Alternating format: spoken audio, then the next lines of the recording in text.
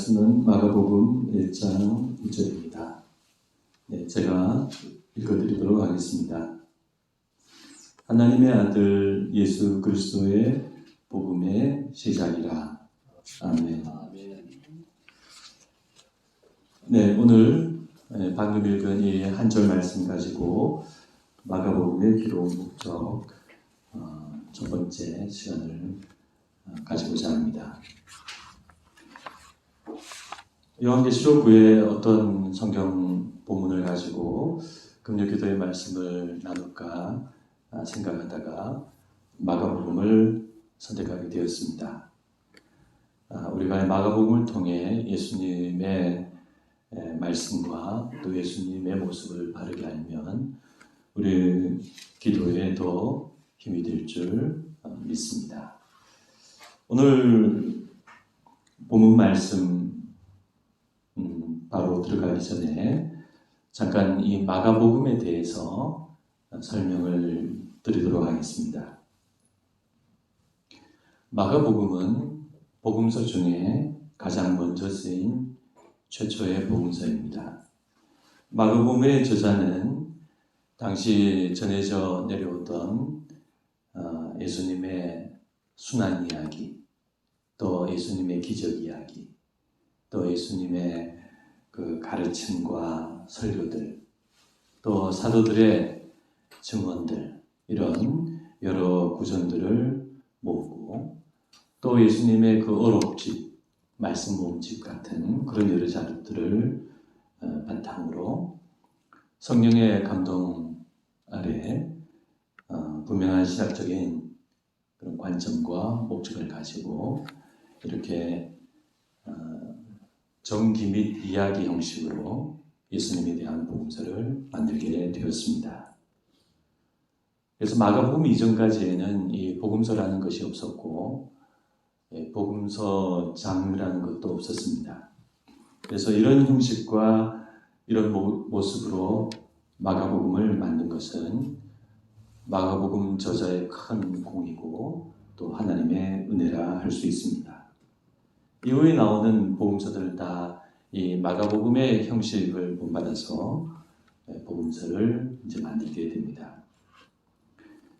마가복음은 복음서 중에서 가장 처음에 나온 최초의 복음서이기 때문에 가장 초기에 예수님에 대한 그런 말씀과 내용들 그리고 그런 구조를 가지고 있습니다. 그래서 이 마가복음은 그런 면에서 참 중요한 성경 말씀입니다. 기록된 시기는 아마도 유대 로마 전쟁이 발발한 AD 70년 그 전후로 보여집니다.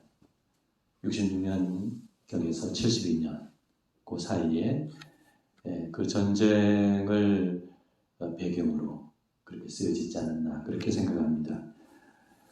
이 유대 로마 전쟁 아주 큰 전쟁이죠. 매우 비극적인 그런 일들이 일어났습니다.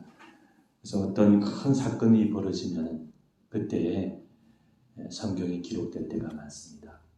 바벨론 포로로 잡혀갔을 때 구약 성경이 체계적으로 이제 기록이 되죠. 그래서 예수님이 부활전하시고 난 이후에 유대 로마 전쟁이 일어나면서 이 유대 로마 전쟁의 그런 어려운 상황, 피폐한 현실, 사람들이 많이 죽고 그런 속에서 우리가 하나님의 빛을 어떻게 찾아야 할 것인가 그런 고민과 배경 속에 이 마가복음이 쓰여지게 되었습니다. 마가복음 이후에 한 10년 정도 지나면은 보다 발전된 내용과 구조를 가진 마태복음과 누가복음이 나오게 되고 또 거기서 또 한 10년 정도 시간이 지나면은 마지막 복음서인 굉장히 심오한 영적인 말씀인 요한복음이 나옵니다. 이렇게 해서 예수님에 대한 말씀과 기록은 네 복음서로 존재하게 됩니다. 그래서 예수님에 대한 말씀과 이 복음서가 네 복음서로 존재하게 되는데 그래서 서로 차이도 조금 있고 다름도 있지만 그러나 하나로 잘 어우러져서 예수님의 말씀과 그 행적을 아주 풍부하고 깊이 있게 오늘날 우리들에게 전해주고 있습니다.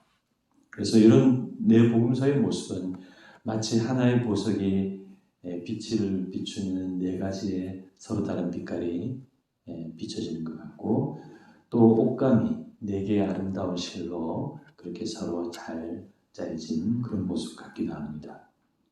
그래서 우리가 이렇게 예수님에 대한 말씀을 네 개의 복음서로 가지고 된 것은 너무나 다행스럽고 감사하고 귀한 일이라고 할 수 있습니다.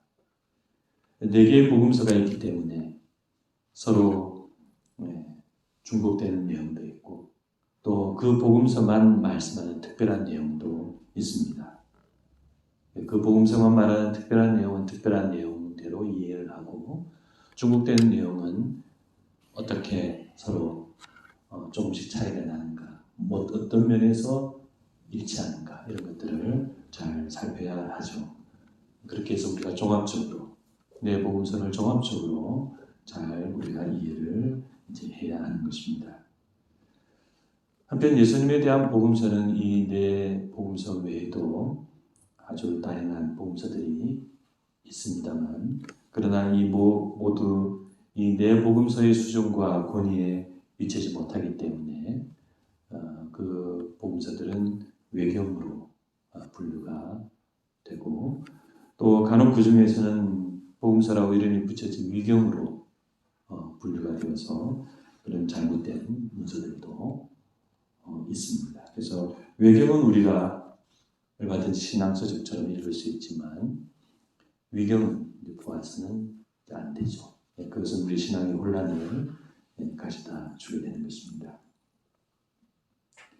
이제 오늘 본문 말씀인 1장 1절 말씀을 살펴보겠습니다. 1장 1절 말씀은 매우 간단합니다. 하나님의 아들 예수 그리스도의 복음의 시작이라. 마가복음의 매우 짧은, 그러면서도 매우 의미심장한 이 말씀으로 시작합니다. 이 짧은 말씀, 그런데 여기 안에는 크게 중요한 두 가지 내용이 담겨 있습니다. 첫째는 예수님을 하나님의 아들이시다. 그리고 예수 그리스도이시다. 하나님의 아들과 그리스도로 말하는 내용입니다. 이것은 예수님이 누구신가 하는 내용이죠. 두 번째는 그분의 복음의 시작이다 라고 하는 내용입니다. 이것은 예수님이 무엇을 행하셨나, 예수님이 이 땅에서 무엇을 행하셨나 하는 그런 내용을 말하는 것입니다. 그래서 이 1장 1절 말씀은 예수님이 누구시고 예수님이 이 땅에서 무엇을 행하셨는가, 그런 내용을 말씀하고 있는데, 그런데 다름 아닌 바로 이 내용이 마가복음의 기록 목적입니다. 그래서 이 마가복음이 어떤 성경인가를 간단하게 이야기를 하면, 마가복음 예수님이 궁극적으로 누구신가를 말하는 그런 성경이고, 예수님이 이 땅에 오셔서 무엇을 행하셨는가, 그것을 말하는 성경이다라고 할 수 있습니다. 우리가 한 권의 책이나 한 편의 메시지를 잘 이해를 하는 가장 좋은 방법은 그 말하는 목적을 먼저 이해하는 것입니다. 저것 때문에 저렇게 말씀을 하는구나. 저런 목적으로 이 책이 쓰여졌구나. 우리가 그것을 알게 되면 그 책이나 그 메시지를 잘 이해할 수가 있습니다. 그래서 오늘 설교는 이와 같은 마가복음의 기록 목적을 우리가 한번 찬찬히 살펴보고 은혜와 교훈을 받고자 합니다. 1장 2절 말씀은 예수님은 하나님의 아들이시다. 그리고 예수님은 그리스도이시다. 이렇게 말씀을 하죠. 마가복음이 이렇게 예수님의 정체를 밝히고 시작합니다. 그리고 이렇게 말씀한 후에 그 말씀을 진행하면서 예수님이 왜 하나님의 아들이신가, 또 왜 그분이 그리스도이신가, 그런 내용을 하나씩 말씀합니다. 그런데 이상한 것은 우리가 마가복음을 읽어보면 마가복음 안에 등장하는 유대인들은 예수님의 그 정체를 알지 못한다는 사실입니다. 시작부터 끝까지 예수님을 본 수많은 유대인들은 예수님이 하나님의 아들이신 줄, 예수님이 메시아이신 그리스도인 줄을 알지 못합니다. 또 놀라운 것은 예수님과 동행한 바로 옆에 있던 제자들도 예수님의 그와 같은 정체를 알지 못합니다. 그런데 아이러니하게도 이 마가복음 안에 등장하는 그 귀신들은 예수님을 보자마자 예수님이 누구신 줄 단번에 압니다. 더러운 귀신들도 어느 때든지 예수를 보면 그 앞에 엎드려 부르짖어 이르되 당신은 하나님의 아들이십니다. 큰 소리로 부르짖어 이르되 지극히 높으신 하나님의 아들 예수여, 나와 당신이 무슨 상관이 있나이까. 그리고 우리가 또 아이러니한 것은 이 마지막에 가면 예수님을 십자가에 못 박은 백부장이 예수님을 하나님의 아들로 발견하고 고백한다는 사실입니다. 예수를 향해 섰던 백부장이 그렇게 순지심을 보고 이르되 이 사람은 진실로 하나님의 아들이었도다 하니라. 그렇게 마가복음은 예수님의 정체를 마땅히 알아야 할 것 같은 제자들과 유대인들은 오히려 예수님의 정체를 모르고 오히려 이 귀신들과 이방인 백부장이 예수님이 누구신 줄 바르게 알았다는 그런 아이러니한 모습을 보여주고 있습니다. 그러면 왜 마가복음은 이와 같은 아이러니한 내용을 이 마가복음 안에서 뚜렷하게 말씀하고 있을까요? 네, 이 마가복음의 이와 같은 이 아이러니 안에 아주 중요한 의미가 있습니다. 그것은 마가복음이 이런 아이러니를 통해서 이 말씀을 읽는 모든 사람들에게 이와 같은 질문을 던지고 있다는 사실입니다. 그렇다면 당신은 예수를 바르게 알고 있는가? 바르게 마땅히 알아야 될 이 사람들은 예수님이 누구신지 몰랐다. 오히려 예수님을 모를 것 같은 귀신들이나 이방인 백부장이 그분을 하나님의 아들로 발견했는데, 그렇다면 당신은 예수님을 하나님의 아들로 바르게 발견하고 있는가? 이 말씀을 읽는 모든 사람들에게 마가복음은 그렇게 질문을 던지는 것입니다. 그래서 이 마가복음의 예수님의 정체에 대한 이 마가복음의 이 질문, 이것이 오늘날 우리 믿는 신자들에게도 꼭 필요한 질문입니다. 오늘 우리 교회와 신앙의 현신들을 돌아보면 예수님에 대한 이해가 매우 부족하고 또 비상적이고 심지어 잘못 알고 있는 그런 경우가 많습니다. 한마디로 예수님을 믿으면서도 예수님을 믿는 사람들이 예수님을 잘 모르고 있는 것입니다. 예수님이 원하시지 않는 행동을 합니다. 예수님이 원하시지 않는 모습으로 신앙생활을 합니다. 그런데 그것을 자기도 몰라요. 우리가 단지 연약하고 실수해서 죄를 짓고 하나님의 뜻에 반하고 그분이 예수님이 원하시지 않는 그런 삶을 사는 것이 아니라 근본적으로 예수님을 잘 모르고 자기 생각대로 예수님을 이해하고 그렇게 믿는 경우가 많습니다. 그러므로 우리는 이와 같은 마가복음의 이 도전적인 질문, 당신은 예수님을 바르게 알고 있는가? 이 말씀을 읽어나가면서 우리가 예수님을 올바르게 발견하는, 고백하는 신자가 되어야 하겠습니다. 마가복음은 예수님에 대해서 먼저 그분은 하나님의 아들이시다 라고 말씀합니다. 여기서 하나님의 아들이다라는 이 말은 그분은 인간이시고 역사 속에 한 인물로 오셨지만 그분은 신적인 분이시고 신성을 가지신 분이라는 의미입니다. 본래 당시까지 하나님의 아들이라고 하거나 아니면 신의 아들이라고 말을 할 때에는 예수님 이전까지는 그런 의미가 없었습니다. 신적인 의미가 없었어요. 유대인들의 문헌이나 또 당시 그리스 로마 세계 문화에서 그 말은 하나님이나 또 그들의 신과 특별한 관계를 가진 사람, 특별한 관계에 있는 사람을 하나님의 아들이거나 아니면 신의 아들로 그렇게 불렀습니다. 그래서 그리스 로마 세계에서는 황제를 그들이 신의 아들이다라고 그렇게 이제 말을 하죠. 황제를 신의 아들로 그렇게 말했습니다. 그래서 오늘날 우리가 목사님이나 우리 성도님들을 주의 종이다 이렇게 부르죠. 그렇게 거기에는 신적인 의미가 없잖아요.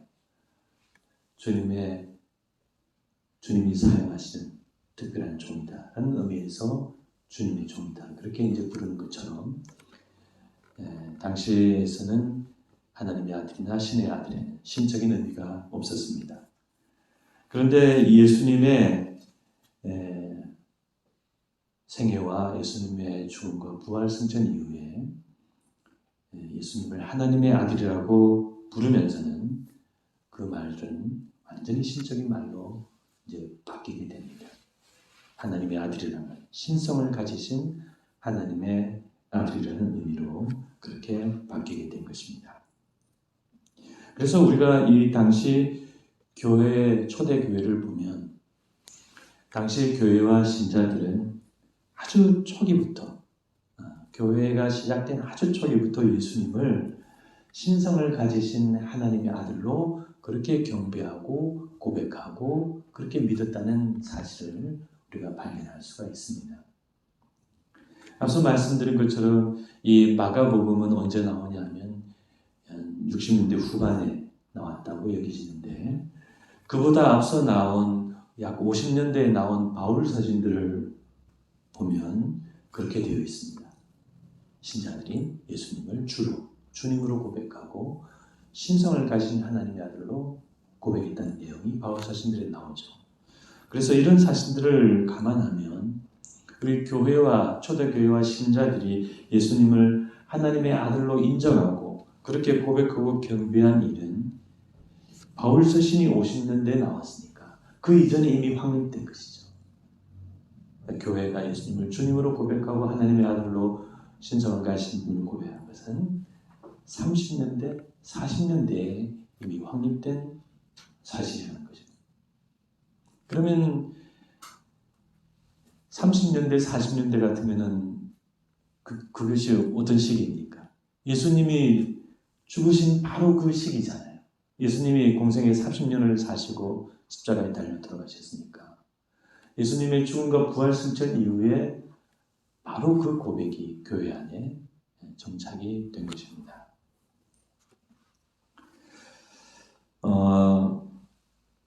이것은 우리가 기독교를 비판하는 일부 사람들이 주장하는 내용, 즉 예수님이 하나님의 아들로 확립된 것은 오랜 시간 후에 교회가 그렇게 만든 것이다 라는 그런 주장을 결정적으로 반박하는 그런 중요한 내용이라고 할 수 있습니다. 그분들은 그렇게 이야기를 하거든요. 기독교를 반대하고 기독교를 비판하는 분들은 예수는 본래 그런 분이 아니었는데 교회가 나중에 예수를 신성을 가지신 하나님의 아들로 그렇게 고백하고 믿었다. 그렇게 만들었다 하고 그렇게 말을 합니다. 돌 김용옥 선생 같은 분도 기독교와 예수님에 대해 그렇게 말하는 사람 중에 한 명입니다. 그분의 그런 강의들이 유튜브에 지금도 올라와 있습니다. 역사적 예수는 당시 유대 사회를 개혁하려고 했던 개혁가인데 실패했다. 결과적으로 실패한 개혁 과정의 한 사람인데 1세기 후반에 유대 랍비들이 자기 민족의 부흥을 도모하기 위해서 몇 가지 종말론 같은 것들을 가미해서 그 인간적인 예수를 신적인 예수로 탈바꿈한 것에 불과하다. 그렇게 말을 합니다. 그래서 성경에 나와 있는 그 신앙의 예수는 실제 역사적 예수와 다른 가짜이고 만들어진 것이고 그런 배경에서 나온 것이 바로 진리의 기독교다. 그렇게 말을 합니다. 그래서 우리 기독교와 교회를 그런 시각에서 바라보고 있는 것입니다.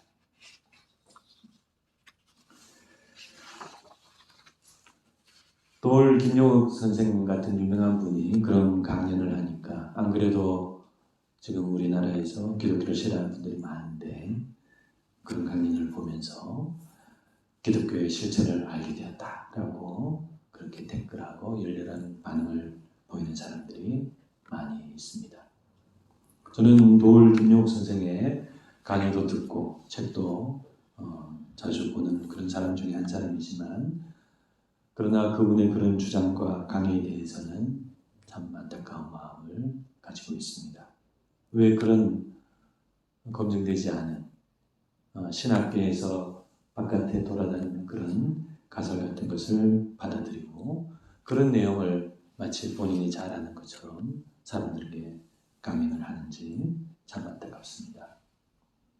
그러나 말씀드린 바와 같이 예수님이 하나님의 아들과 주님으로 확정된 것은 나중에 교회가 그렇게 만든 것이 아니라 아주 이른 시기에 교회 안에 자발적으로 확립된 그리고 자연스럽게 확립된 사건입니다. 예수님의 죽음과 부활 직후에 그런 예수 섬김과 경배가 발생했다는 것이 성경이 말씀하는 내용이고 또 전통신학계가 말하는 정서입니다. 네, 우리가 그래서 이 예수님은 하나님의 아들이시다. 그분은 그리스도이시다라는 이 말씀에 보면서 우리가 예수님이 어떤 분이신가를 분명히 아는 그런 그리스도인이 되어야 하겠습니다.